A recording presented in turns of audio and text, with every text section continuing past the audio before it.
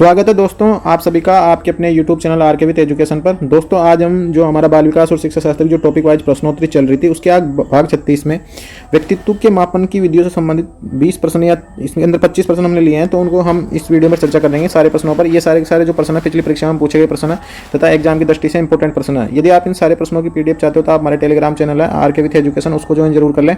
और अगर YouTube channel पर पहली बार ही विजिट करो तो यूट्यूब चैनल को सब्सक्राइब जरूर कर दें। और इन प्रश्नों की आपको जो प्लेलिस्ट है वो रीड साइकोलॉजी के नाम से आपको मिल जाएगी।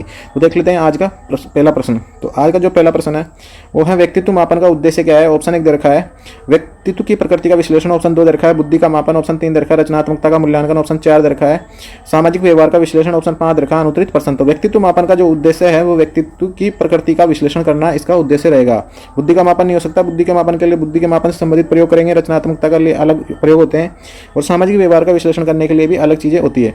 लेकिन व्यक्तित्व मापन का जो उद्देश्य है वो है व्यक्तित्व की प्रकृति का विश्लेषण करना। तो ऑप्शन नंबर 1 इसका सही आंसर रहने वाला है। इसके बाद में अगला प्रश्न हमारा व्यक्तित्व मापन की सबसे सामान्य विधि कौन सी है। ऑप्शन 1 दे रखा है प्रयोगात्मक विधि, ऑप्शन 2 दे रखा है साक्षात्कार विधि, ऑप्शन 3 दे रखा है प्रश्नावली विधि, ऑप्शन 4 दे रखा है पर्यवेक्षण विधि, ऑप्शन 5 दे रखा है अनुत्तरित प्रश्न।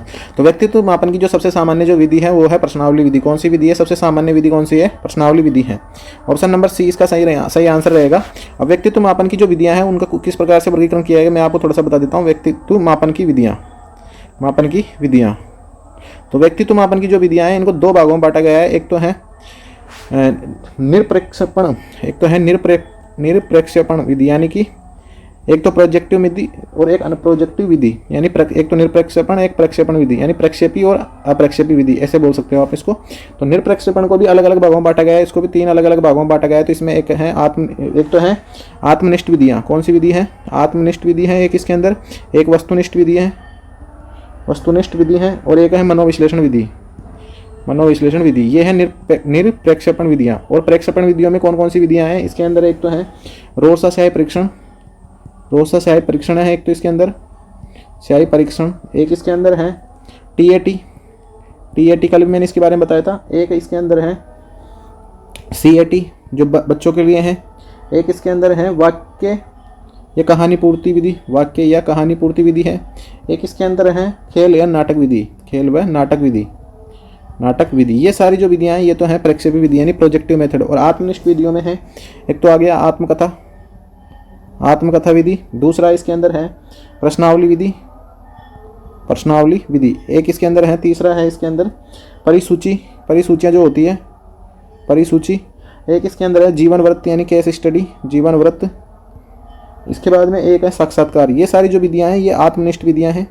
इसके अलावा वस्तुनिष्ठ विधियों में है प्रेक्षण विधि, एक निर्धारण मापनी, एक इसके अंदर है समाज मिति विधि जेल में रोने की, इसके बाद में अगला ही है निष्पादन विधि और एक है परिस्थिति। ये सारी जो विधियां हैं ये है वस्तुनिष्ठ विधियां। इसके अलावा इसमें जो मनोविश्लेषण में एक तो मुक्त साचर्य विधि है, एक सोपन विश्लेषण है और एक शब्द साचर्य है। तो व्यक्तित्व मापन की जो सबसे सामान्य विधि है प्रश्नावली विधि है। और व्यक्तित्व मापन की जो विधियां हैं इनको दो भागों में बांटा गया है, एक तो निरपेक्षेपी विधि और एक प्रक्षेपी विधि।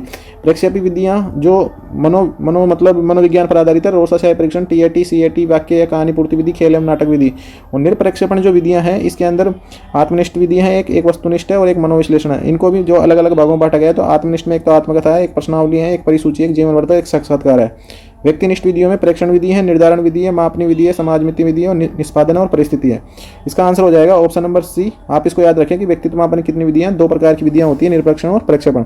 इसके बाद में अगला प्रश्न हमारा व्यक्तित्व मापन के लिए निम्नलिखित में से कौन सी विधि उपयोगी है। ऑप्शन 1 दे रखा है प्रश्नावली विधि, ऑप्शन 2 दे रखा है मनोवैज्ञानिक परीक्षण, ऑप्शन 3 दे रखा है साक्षात्कार, ऑप्शन 4 दे रखा है उपरोक्त सभी, ऑप्शन 5 दे रखा है अनुत्तरित प्रश्न। तो व्यक्तित्व मापन के लिए प्रश्नावली विधि भी उपयोगी है, मनोवैज्ञानिक परीक्षण भी उपयोगी है, साक्षात्कार भी है। तो सही आंसर हो जाएगा इसका ऑप्शन नंबर डी, इसका सही आंसर रहने वाला है। इसके बाद में अगला प्रश्न हमारा व्यक्तित्व मापन का प्रमुख उद्देश्य क्या है। ऑप्शन 1 दे रखा है व्यक्ति की बुद्धि को मापना, ऑप्शन 2 दे रखा है व्यक्ति की विशेषताओं का मूल्यांकन करना, ऑप्शन 3 दे रखा है शिक्षा के स्तर का मूल्यांकन करना, ऑप्शन 4 दे रखा है केवल भावनाओं का मापन करना और ऑप्शन 5 दे रखा है अनुत्तरित प्रश्न। तो व्यक्तित्व मापन का जो प्रमुख उद्देश्य है वो है व्यक्तित्व की विशेषताओं का मूल्यांकन करना। तो ऑप्शन नंबर बी इसका सही आंसर रहेगा, ऑप्शन नंबर बी। इसके बाद में अगला प्रश्न हमारा प्रोजेक्टिव तकनीक किस प्रकार के मापन के लिए उपयोगी होती है? ऑप्शन 1 दे रखा है बुद्धि, ऑप्शन 2 दे रखा है व्यक्तित्व, ऑप्शन 3 दे रखा है रचनात्मकता, ऑप्शन 4 दे रखा है व्यवहार, ऑप्शन 5 दे रखा है अनुत्तरित प्रश्न। तो प्रोजेक्टिव तकनीक किस मापन के लिए उपयोगी होती है? तो व्यक्तित्व के मापन के लिए प्रोजेक्टिव विधियां उपयोगी होती है। और प्रोजेक्टिव यानी प्रक्षेपी जो विधियां हैं, और प्रक्षेपी में कौन सी है अपने? एक तो रोल्सा स्याही परीक्षण है, रोल्सा स्याही परीक्षण, एक टीएटी है, टीएटी, एक सीएटी, एक इसके अंदर वाक्य या कहानी पूर्ति विधि, वाक्य या कहानी पूर्ति विधि, कहानी पूर्ति विधि, एक इसके अंदर है खेल या नाटक विधि, खेल या नाटक विधि, खेल या नाटक विधि। ये जो 4-5 विधियां हैं, ये सारी विधियां कौन सी है? ये विधियां हैं प्रक्षेपी विधियां। तो सही आंसर हो जाएगा प्रोजेक्टिव तकनीक किस प्रकार के मापन के लिए उपयुक्त होती है? व्यक्तित्व मापन के लिए। तो ऑप्शन नंबर बी इसका सही आंसर रहने वाला है। इसके बाद में अगला प्रश्न हमारा प्रश्न नंबर 6 है, व्यक्तित्व मापन में प्रश्नावली का उपयोग क्यों किया जाता है? ऑप्शन 1 दे रखा है व्यक्तित्व विशेषताओं का अनुमान लगाने के लिए, ऑप्शन 2 दे रखा है सामाजिक समस्याओं का समाधान करने के लिए, ऑप्शन 3 दे रखा है समूह परीक्षण के लिए, ऑप्शन 4 दे रखा है केवल बाह्य व्यक्तित्व का अध्ययन करने के लिए, ऑप्शन 5 दे रखा है अनुत्तरित प्रश्न। तो केवल बाह्य व्यक्तित्व का अध्ययन करने के लिए नहीं, समूह परीक्षण के लिए नहीं, सामाजिक समस्याओं का समाधान देने के लिए नहीं, व्यक्तित्व की विशेषताओं का अनुमान लगाने के लिए इसका उपयोग किया जाता है। प्रश्नावली विधि में होता क्या है कि कुछ 10 या 5 प्रश्न उसके अंदर पहले से लिखे होते हैं, या सामने व्यक्ति को देखकर उससे प्रश्न पूछे जाते हैं, जिससे उसकी जो व्यक्ति की विशेषताएं हैं, मतलब व्यक्ति से संबंधित ऐसे प्रश्न पूछे जाते हैं कि उसका दृष्टिकोण किस प्रकार का रहता है, उन प्रश्नों को बताकर, उन प्रश्नों के आंसर बताकर, तो उससे व्यक्ति की विशेषताओं का अनुमान लगाया जा सकता है कि इसका जो इंटरेस्ट है किस चीज़ में ज़्यादा है और किस चीज़ में नहीं है। तो इससे पता चलता है व्यक्तित्व की विशेषताओं का अनुमान लगाने के लिए प्रश्नावली विधि का उपयोग किया जाता है। ऑप्शन नंबर सी ए इसका सही आंसर रहेगा। इसके बाद में अगला प्रश्न हमारा प्रश्न नंबर 7 है, व्यक्तित्व परीक्षण को कितने प्रकार में वर्गीकृत किया गया है? ऑप्शन 1 दे रखा है 2, ऑप्शन 2 दे रखा है 3, ऑप्शन 3 दे रखा है 4, ऑप्शन 4 दे रखा है 5, ऑप्शन 5 दे रखा है अनुत्तरित प्रश्न। तो मैंने बताया व्यक्तित्व के परीक्षणों को 2 प्रकार के भागों में विभक्त किया गया है। 2 प्रकार कौन कौन से हैं? तो एक तो बता दिया मैंने आपको निरप्रक्षेपण या अप्रक्षेपण और प्रक्षेपण, और एक है प्रक्षेपण। इसके अंदर 3 प्रकार की विधियां हैं, एक तो आत्मनिष्ठ है, एक वस्तुनिष्ठ और एक है मनोविश्लेषण वाली विधियां। और प्रक्षेपण के अंदर 5 विधियां मैंने आपको बताई है। एक तो है रोल्सा स्याही परीक्षण, दूसरा प्रसंगात्मक बोध परीक्षण यानी टीएटी, उसके बाद में चिल्ड्रन एप्टीट्यूड टेस्ट यानी कि बाल प्रसंगात्मक बोध परीक्षण, और चौथी है वाक्य पूर्ति परीक्षण, और ऑप्शन 5 जो 5वीं जो है वो है खेल या नाटक विधि। तो इसका जो सही आंसर रहेगा, व्यक्तित्व परीक्षणों को कितने प्रकार के भागों में वर्गीकृत किया गया? तो 2 भागों में वर्गीकृत किया गया है। ऑप्शन नंबर ए इसका सही आंसर रहेगा, ऑप्शन नंबर ए। इसके बाद में अगला प्रश्न हमारा प्रश्न नंबर 8 है, व्यक्तित्व मापन में रोल्सा इंक ब्लॉट परीक्षण का उपयोग किस प्रकार के परीक्षण के रूप में होता है? ऑप्शन 1 दे रखा है उद्देश्य परीक्षण, ऑप्शन 2 दे रखा है प्रोजेक्टिव परीक्षण, ऑप्शन 3 दे रखा है साक्षात्कार, ऑप्शन 4 दे रखा है पर्यवेक्षण, ऑप्शन 5 दे रखा है अनुत्तरित प्रश्न। तो व्यक्तित्व मापन में रोल्सा इंक ब्लॉट परीक्षण का जो उपयोग होता है किस प्रकार के परीक्षण में होता है? प्रोजेक्टिव यानी प्रक्षेपी परीक्षण में इसका उपयोग होता है। प्रक्षेपी विधि है यानी कि ये प्रक्षेपी विधि है। प्रोजेक्टिव को हिंदी में बोलते हैं प्रक्षेपी। तो सही आंसर हो जाएगा इसका ऑप्शन नंबर बी इसका सही आंसर रहेगा। इसके बाद में अगला प्रश्न हमारा, व्यक्तित्व मापन की प्रश्नावली विधि में उत्तर कैसा होता है? ऑप्शन 1 दे रखा है व्यक्तिपरक, ऑप्शन 2 दे रखा है उद्देश्यपूर्ण, ऑप्शन 3 दे रखा है आंकड़ों पर आधारित, ऑप्शन 4 दे रखा है सहज, ऑप्शन 5 दे रखा है अनुत्तरित प्रश्न। तो व्यक्तित्व मापन की प्रश्नावली विधि में जो उत्तर होता है वो होता है उद्देश्यपूर्ण। कौन सा होता है? उद्देश्यपूर्ण, यानी जो भी प्रश्न हम मुझसे पूछेंगे उसका पहले से उद्देश्य रहेगा पूछने का, उस प्रश्न को पूछने का पहले से उद्देश्य फिक्स होता है। तो इसका जो सही आंसर रहेगा, उत्तर कैसा होता है उसका? उद्देश्यपूर्ण होता है। तो बी इसका सही आंसर हो जाएगा। इसके बाद में अगला प्रश्न है, साक्षात्कार विधि का उपयोग व्यक्तित्व मापन में क्यों किया जाता है? ऑप्शन 1 दे रखा है मानसिक विशेषताओं को जानने के लिए, ऑप्शन 2 दे रखा है शारीरिक क्षमता मापने के लिए, ऑप्शन 3 दे रखा है बुद्धि परीक्षण के लिए, ऑप्शन 4 दे रखा है उपरोक्त में से कोई नहीं, और ऑप्शन 5 दे रखा है अनुत्तरित प्रश्न। तो साक्षात्कार विधि का जो उपयोग किया जाता है व्यक्तित्व मापन के लिए, उससे उसकी मानसिक विशेषताओं का पता चलता है। सही आंसर हो जाएगा इसका, यानी इंटरव्यू लेना, किसी भी व्यक्ति का इंटरव्यू लेना, जैसे यूपीएससी वगैरह की एग्जाम होती है तो उसमें इंटरव्यू लेने के लिए उसकी मानसिक विशेषताओं का पता जानने के लिए ही जो साक्षात्कार का उपयोग किया जाता है। तो सही आंसर हो जाएगा इसका ऑप्शन नंबर ए इसका सही आंसर रहेगा।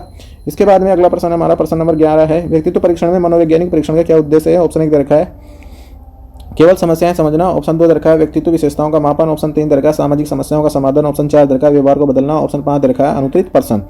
तो व्यक्तित्व परीक्षण में मनोवैज्ञानिक जो परीक्षण है इनका जो उद्देश्य क्या है? तो इनका जो उद्देश्य है व्यक्तित्व की विशेषताओं का मापन करना, इनका उद्देश्य रहेगा। ऑप्शन नंबर बी इसका सही आंसर रहेगा, ऑप्शन नंबर बी। ये सारे के सारे प्रश्न जो हैं पिछली परीक्षाओं में पूछे गए प्रश्न है तथा इनके जो पूछे जाने की संभावना रहती है वो ज़्यादा रहती है। तो पिछले परीक्षा के जो प्रश्न है काफ़ी बार रिपीट होते रहते हैं, तो आप इन प्रश्नों को एक बार अवश्य देखें, या मेरी बुक या किसी भी जगह से आप पिछली जो परीक्षाओं में प्रश्न पूछे गए हैं उन प्रश्नों को हल करने का जरूर प्रयास करें। इसके बाद में अगला जो प्रश्न है हमारा प्रश्न नंबर 12 है, टीएटी यानी थीमेटिक एप्रिसिएशन टेस्ट किसके लिए उपयोगी होता है? ऑप्शन 1 दे रखा है बुद्धि का परीक्षण के लिए, ऑप्शन 2 दे रखा है व्यक्तित्व का मापन के लिए, ऑप्शन 3 दे रखा है स्मरण शक्ति के मापन के लिए, ऑप्शन 4 दे रखा है नेतृत्व कौशल के विकास मूल्यांकन के लिए। तो इसका जो सही आंसर रहेगा, इसको बोलते हैं हिंदी में तो इसको बोलते हैं प्रसंगात्मक बोध परीक्षण टीएटी। बोध परीक्षण, परीक्षण इसको बोला जाता है TAT। इसमें जो इसका जो उपयोग किया जाता है वो तो किया जाता है व्यक्तित्व मापन के लिए, मैं आपको बता देता हूँ। लेकिन इसके जो जनक है, एक तो इसके जो जनक है या प्रवर्तक हैं, इस विधि को देने वाले जो हैं वो है मोर्गन और मुरे, मोर्गन व मुरे। इसके अंदर जो कार्डों की संख्या होती है वो होती है, टोटल जो कार्ड होते हैं इसके अंदर 31 इसके अंदर कार्ड होते हैं, 30 + 1। अब अगर पुरुष का हमको अगर वर्गीकरण करना होता है तो इसके अंदर 10 कार्ड तो होते हैं पुरुषों के लिए, 10 कार्ड तो पुरुषों के लिए, 10 महिलाओं के लिए और 10 दोनों के लिए। यानी अगर हमको पुरुष के व्यक्तित्व का मूल्यांकन करना है तो 10 कार्ड तो यहाँ से आएंगे, 10 कार्ड यहाँ से आ जाएंगे, 10 और 10 20 और एक कार्ड अलग से रहता है, तो कुल 21 कार्डों का प्रयोग किया जाता है, चाहे महिला हो चाहे पुरुष हो। तो इसका सही आंसर हो जाएगा ऑप्शन नंबर 20 का सही आंसर रहेगा। और इसको बोलते हैं चित्र कहानी विधि, इसको बोलते हैं चित्र कहानी विधि के नाम से RPSC में एक बार ये प्रश्न पूछा गया था, चित्र कहानी विधि कौन सी है, तो TAT जो परीक्षण है उसको चित्र कहानी परीक्षण भी कहा जाता है। सही आंसर हो जाएगा इसका ऑप्शन नंबर 20 का सही आंसर रहेगा। इसके बाद में अगला प्रश्न हमारा प्रश्न नंबर 13 है, व्यक्तित्व मापन के लिए साक्षात्कार में कौन सा प्रकार प्रमुख है। ऑप्शन 1 दे रखा है शहरी चित्त साक्षात्कार, ऑप्शन 2 दे रखा है अर्ध शहरी चित्त साक्षात्कार, ऑप्शन 3 दे रखा है अनौपचारिक साक्षात्कार, ऑप्शन 5 दे रखा है अनुत्तरित प्रश्न। तो व्यक्तित्व मापन के लिए शहरी चित्त साक्षात्कार भी होता है, अर्ध शहरी चित्त भी साक्षात्कार होता है और अनौपचारिक साक्षात्कार भी होता है। तो सही आंसर इसका हो जाएगा ऑप्शन नंबर डी। तो शहरचित्त साक्षात्कार का मतलब ये होता है कि उसमें प्रश्न पहले से लिखे होते हैं, आदमी सामने बैठेगा और जो प्रश्न उसके अंदर लिखे हुए हैं पहले से उनसे वो प्रश्न पूछता जाएगा। अर्धशहरचित्त का मतलब ये होता है कि आपने जैसे उन्होंने कोई प्रश्न पूछा और आपने उसका जवाब दे दिया, उससे जुड़ा हुआ उन्होंने उसी के अंदर से जो भी वो लिखा हुआ नहीं है और उससे वो प्रश्न पूछ लिया। अनौपचारिक साक्षात्कार का मतलब ये है कि उसमें कुछ भी तय नहीं होता है कि आदमी खाने मिलेगा जैसे जहाँ मिला और उसका इंटरव्यू ले लिया। तो ये होता है अनौपचारिक साक्षात्कार। ऑप्शन नंबर डी इसका सही आंसर रहेगा। तीनों प्रकार इसके अंदर प्रमुख होते हैं, तो सही आंसर हो जाएगा इसका ऑप्शन नंबर डी। इसके बाद में अगला प्रश्न है, प्रश्न नंबर 14 है, किस विधि में व्यक्तित्व को परोक्ष रूप से मापा जाता है। ऑप्शन 1 दे रखा है प्रश्नावली, ऑप्शन 2 दे रखा है प्रोजेक्टिव तकनीक, ऑप्शन 3 दे रखा है पर्यवेक्षण, ऑप्शन 4 दे रखा है साक्षात्कार, ऑप्शन 5 दे रखा है अनुत्तरित प्रश्न। परोक्ष का मतलब होता है अप्रत्यक्ष रूप से, यानी कि कौन सी विधियों में व्यक्तित्व को अप्रत्यक्ष रूप से मापा जाता है। तो प्रश्नावली, पर्यवेक्षण और साक्षात्कार में तो आदमी को सामने मतलब बिठाकर ही उसके जो प्रत्यक्ष रूप से उसके व्यक्तित्व का मापन का पता लगाया जाता है। लेकिन प्रोजेक्टिव तकनीक में ऐसा नहीं होता है, उसकी जो दिमाग में जो हलचल है या जो भी उनके परीक्षण है उसके द्वारा व्यक्तित्व का मापन करने का प्रयास किया जाता है। तो सही आंसर इसका रहेगा ऑप्शन नंबर बी, क्योंकि उसके अंदर कुछ ऐसे टेस्ट होते हैं जिनसे मतलब व्यक्ति को लगता नहीं कि हमारा जो व्यक्तित्व है उसका मापन हो रहा है। तो सही आंसर इसका हो जाएगा option number B. Option number B इसका सही आंसर रहेगा। इसके बाद में अगला प्रश्न हमारा प्रश्न नंबर 15 है, व्यक्तित्व मापन में पर्यवेक्षण विधि का उपयोग किया जाता है। ऑप्शन 1 दे रखा है प्रत्यक्ष व्यवहार देखने के लिए, ऑप्शन 2 दे रखा है कल्पना आधारित उत्तर के लिए, ऑप्शन 3 दे रखा है लिखित परीक्षण के लिए, ऑप्शन 4 दे रखा है उपरोक्त में से कोई नहीं, ऑप्शन 5 रखा है अनुत्तरित प्रश्न। तो पर्यवेक्षण विधि का मतलब हो जाता है निरीक्षण विधि। जैसे कोई आपके ऊपर नजर बनाए हुए काफी दिनों से और वह आपके व्यवहार को देखकर आपके व्यक्तित्व का पता लगाने की कोशिश कर रहा है, तो इसका जो सही आंसर रहेगा वो रहेगा प्रत्यक्ष व्यवहार को देखने के लिए पर्यवेक्षण विधि का प्रयोग किया जाता है। सही आंसर हो जाएगा इसका option number 9। Option number A इसका सही आंसर रहेगा, प्रत्यक्ष व्यवहार को देखने के लिए। इसके बाद में अगला प्रश्न है, प्रश्न नंबर 16 है हमारा, प्रोजेक्टिव विधियों का उद्देश्य क्या है। ऑप्शन 1 दे रखा है छिपे हुए व्यक्तित्व लक्षणों का मापन, ऑप्शन 2 दे रखा है बुद्धि परीक्षण, ऑप्शन 3 दे रखा है रचनात्मकता को बढ़ाना, ऑप्शन 4 दे रखा है भाषा कौशल का परीक्षण, ऑप्शन 5 दे रखा है अनुत्तरित प्रश्न। तो प्रोजेक्टिव विधियों का उद्देश्य क्या है, छिपे हुए व्यक्तित्व का लक्षणों का मापन करना।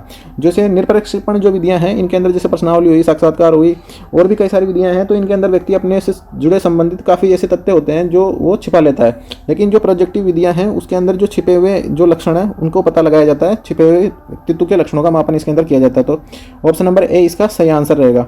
इसके बाद में अगला प्रश्न है, प्रश्न नंबर 17 है, व्यक्तित्व मापन में सामाजिक गुणांक परीक्षण का उपयोग किसके लिए किया जाता है। ऑप्शन 1 दे रखा है शारीरिक विशेषताओं के लिए, ऑप्शन 2 दे रखा है मानसिक विशेषताओं के लिए, ऑप्शन 3 दे रखा है सामाजिक क्षमता के लिए, ऑप्शन 4 दे रखा है नैतिकता के लिए, ऑप्शन 5 दे रखा है अनुत्तरित प्रश्न। तो व्यक्तित्व मापन में सामाजिक गुणांक परीक्षण का जो उपयोग किया जाता है वो किया जाता है सामाजिक क्षमता के लिए। सही आंसर हो जाएगा इसका ऑप्शन नंबर सी इसका सही आंसर रहेगा। इसके बाद में अगला प्रश्न हमारा प्रश्न नंबर 18 है, EPQ आइजेंक पर्सनालिटी क्वेश्चनिंग किस उद्देश्य से प्रयोग किया जाता है। ऑप्शन 1 दे रखा है सामाजिक व्यवहार मापने के लिए, ऑप्शन 2 दे रखा है व्यक्तित्व लक्षणों का विश्लेषण करने के लिए, ऑप्शन 3 दे रखा है नैतिकता को जांचने के लिए, ऑप्शन 4 दे रखा है केवल नेतृत्व कौशल के लिए। तो इसका जो सही आंसर रहेगा EPQ यानी व्यक्तित्व लक्षणों का विश्लेषण करने के लिए इसका उपयोग किया जाता है। यह भी एक मतलब एक तरह की वो होती है, प्रश्न सूची होती है एक तरह की, ये भी इसके अंदर भी प्रश्न होते हैं और व्यक्तित्व लक्षणों का विश्लेषण करने के लिए इसका उपयोग किया जाता है। ऑप्शन नंबर बी इसका सही आंसर रहेगा, ऑप्शन नंबर बी। इसके बाद में अगला प्रश्न है हमारा, व्यक्तित्व मापन में good enough draw a man test किसे मापने के लिए उपयोग किया जाता है? ऑप्शन 1 दे रखा है कल्पनाशीलता, ऑप्शन 2 दे रखा है व्यक्तित्व, ऑप्शन 3 दे रखा है नेतृत्व, ऑप्शन 4 दे रखा है रचनात्मकता, ऑप्शन 5 दे रखा है अनुत्तरित प्रश्न। तो गुड एनफ ड्रॉ ए मेन टेस्ट का उपयोग जो किया जाता है वो किया जाता है व्यक्तित्व मापन के लिए। इससे संबंधित मैं आपको थोड़ी सी और जानकारी दे देता हूँ। इसके अंदर ये परीक्षण भी एक ड्रॉ ए मेन टेस्ट की तरह उसकी तरह होता है, रोरसा परीक्षण की तरह, और ये भी निरपेक्ष विधियों में ही इसको शामिल किया गया है और व्यक्तित्व मापन की विधि है। तो सही आंसर इसका रहेगा ऑप्शन नंबर बी। इसके बाद में अगला जो प्रश्न हमारा प्रश्न नंबर 20 है, रोरसा परीक्षण में कितने इंक ब्लॉट्स का उपयोग किया जाता है? ऑप्शन 1 दे रखा है 10, ऑप्शन 2 दे रखा है 15, ऑप्शन 3 दे रखा है 20, ऑप्शन 4 दे रखा है 25, ऑप्शन 5 दे रखा है अनुत्तरित प्रश्न।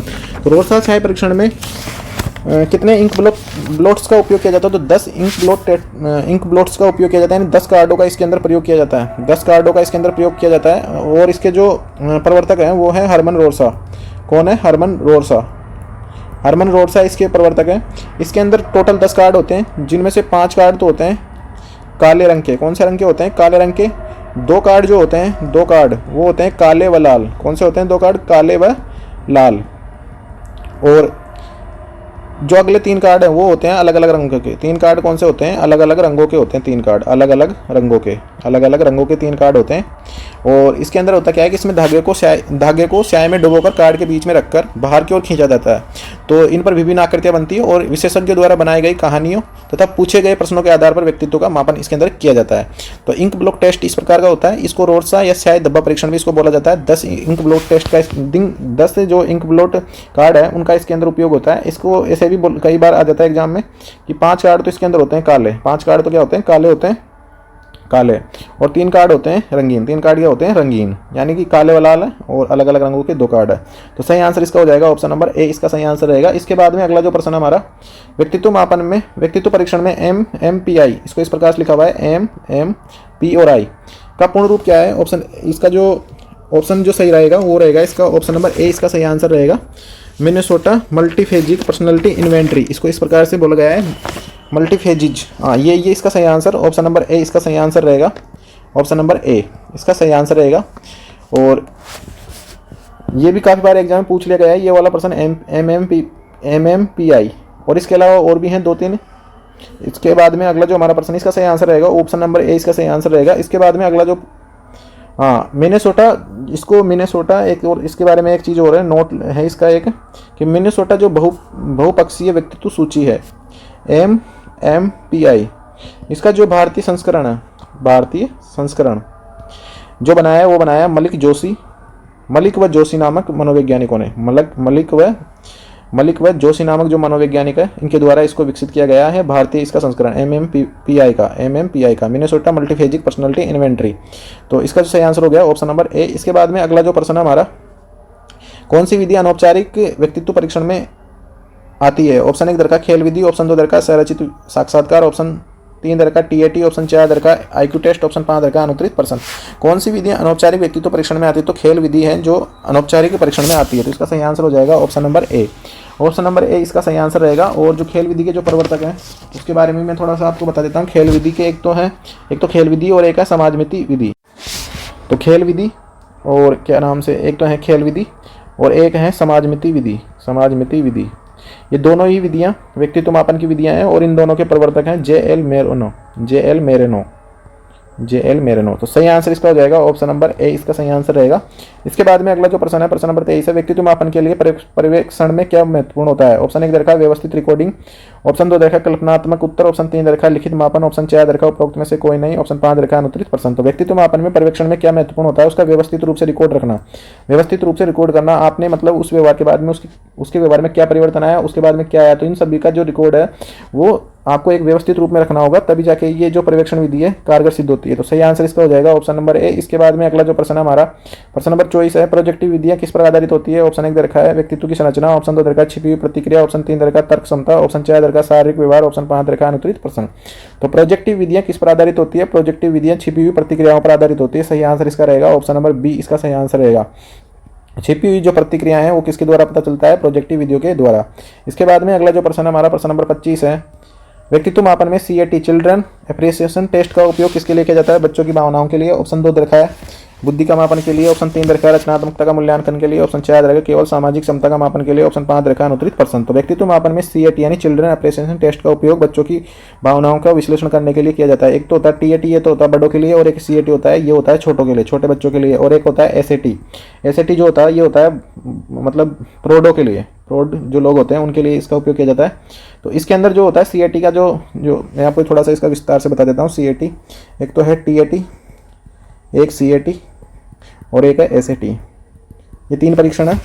इसमें तो बड़े लोगों के लिए होता है, ये बड़े लोगों के लिए। इसके जो प्रवर्तक हैं मॉर्गन व मुरे। इसके बाद में जो इसके अंदर कार्डों की संख्या होती है वो होती है 30 + 1, यानी 10 पुरुषों के लिए, 10 महिलाओं के लिए, 10 दोनों के लिए, ठीक है। इसके बाद में CAT का जो परीक्षण होता है ये 4 से 13 वर्ष के जो बच्चे होते हैं उनके लिए इसका उपयोग किया जाता है। इसके जो प्रवर्तक हैं ल्यूपोल्ड बेलक इसके प्रवर्तक हैं। और इसके अंदर जो कार्डों का उपयोग होता है वो 10 कार्डों का इसके अंदर उपयोग किया जाता है। 10 कार्डों का इसके अंदर उपयोग होता है। इसके बाद में जो अपना ये है SAT, ये जो सीनियर सिटीजन होते हैं या सीनियर, इसको बोलते हैं सीनियर अप्रिसिएशन टेस्ट। और इसके भी जो क्या नाम से वो प्रवर्तक जो हैं वही है ल्यूपोल्ड बेलक इसके प्रवर्तक है। 50 से अधिक जो उम्र के बच्चे होते हैं, 50 से अधिक उम्र के, उसमें इसका उपयोग किया जाता है 50 से अधिक उम्र के लोगों के लिए। और इसका जो भारतीय संस्करण जो प्रस्तुत किया है, भारतीय जो अनुवाद प्रस्तुत किया है इन विधियों का, वो है उमा चौधरी। कौन है? डॉक्टर उमा चौधरी। और इन्होंने 16 कार्डों का इसके अंदर प्रयोग किया है। कभी कभी ये एक्स्ट्रा जानकारी भी एग्जाम में पूछ ली जाती है, तो आप इनको भी थोड़ा सा याद करने की कोशिश करें। तो ये थे दोस्तों, इसका तो सही आंसर हो जाएगा बच्चों की भावनाओं का विश्लेषण करने के लिए तो हमारे पास में। और इसके अंदर जो चित्र होते हैं CAT से संबंधित, इसमें किसके चित्र दिखाए जाते हैं? जानवरों के किसके दिखाए जाते हैं? जानवरों व बच्चों के विभिन्न स्थितियों के चित्र दिखाए जाते हैं। ये भी इंपॉर्टेंट है। CAT में किस चीज़ के प्रश्न दिखाए जाते हैं, किस चित्र दिखाए जाते हैं? जानवरों व बच्चों के। तो इसका सही आंसर हो जाएगा ऑप्शन नंबर क्या नाम से, इसका जो सही आंसर रहेगा बच्चों की भावनाओं का विश्लेषण करने के लिए। और CAT का भी जो क्या नाम से इसका जो भारतीय संस्करण या भारतीय अनुवाद जो किया है वो किया है उमा चौधरी ने, और इसका भी SAT का भी उमा चौधरी ने। तो सही आंसर हो जाएगा इसका ऑप्शन नंबर A, बच्चों की भावनाओं का विश्लेषण करने के लिए। तो दोस्तों ये थे आज के हमारे व्यक्तित्व मापन से संबंधित 25 प्रश्न, जिनको हमने पिछली परीक्षा में पूछे गए हैं तथा इनको आज हल करने की हमने कोशिश की है। और ये भी जाना है कि किस प्रकार के प्रश्न एग्जाम में पूछे जाते हैं, विधियाँ कौन कौन सी है, ये सब हमने जान लिया है। आने वाले भाग में हम 2 या 3 भाग और करेंगे, जिसमें हम जो और भी प्रश्न है जो पिछली परीक्षा में पूछे गए हैं व्यक्तित्व मापन से संबंधित, उनको हल करने का प्रयास करेंगे। और उसके बाद में हमारा जो समायोजन का टॉपिक है उसके बारे में चर्चा करेंगे। तो दोस्तों ये था आज का हमारा जो 25 प्रश्न। इन प्रश्नों की अगर आप PDF चाहते हो तो आप हमारे टेलीग्राम चैनल है RK विथ एजुकेशन, उसको ज्वाइन जरूर कर ले। और ऐसे ही वीडियो देखने था तो जॉब संबंधी और भी अपडेट के लिए हमारे YouTube चैनल बने रहे और चैनल को शेयर जरूर कर दें।